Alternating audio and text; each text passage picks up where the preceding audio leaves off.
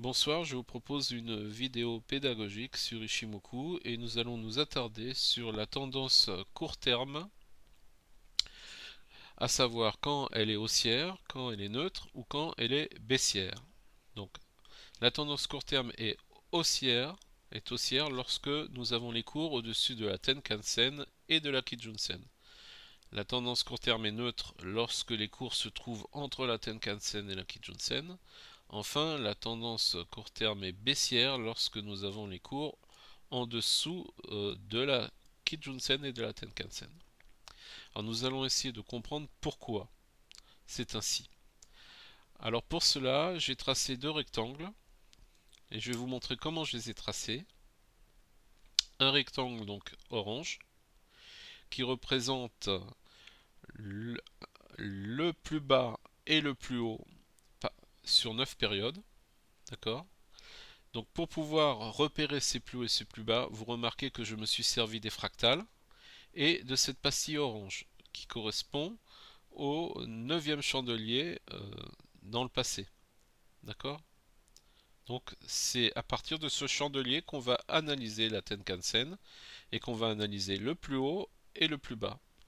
Et en général, ça correspond aux dernières fractales que nous avons. Comme c'est le cas ici, nous avons ici une fractale de vente qui correspond au plus bas sur 9 périodes et une fractale d'achat qui correspond au plus haut sur 9 périodes. Donc vous tracez votre rectangle à partir de ces deux niveaux et vous avez votre rectangle qui correspond à Tenkan-sen. On voit bien que la Tenkan-sen est au milieu du rectangle. Alors qu'est-ce que ça veut dire? Ça veut dire que lorsque nous nous trouvons dans la partie supérieure, c'est-à-dire au-dessus de la Tenkan-sen, nous sommes en tendance haussière, court terme, et sur 9 périodes, et lorsque nous passons sous la Tenkan-sen, nous allons nous retrouver donc dans une tendance baissière sur 9 périodes.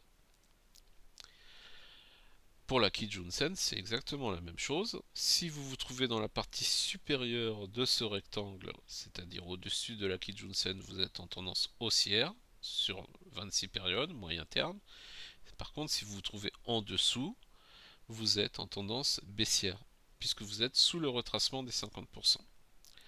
Maintenant, analysons ce qui se passe entre la Tenkan-sen et la Kijun-sen. Alors, lorsqu'on se trouve entre la Tenkan-sen et la Kijun-sen, il y a contradiction entre les deux.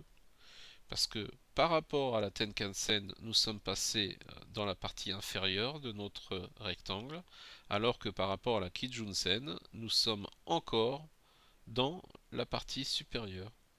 Donc, par rapport à la Tenkan-sen, nous sommes déjà en tendance baissière, alors que pour la Kijun-sen, nous sommes encore en tendance haussière. C'est ce qui explique cette tendance neutre lorsque les cours se trouvent entre la Tenkan-sen et la Kijun-sen.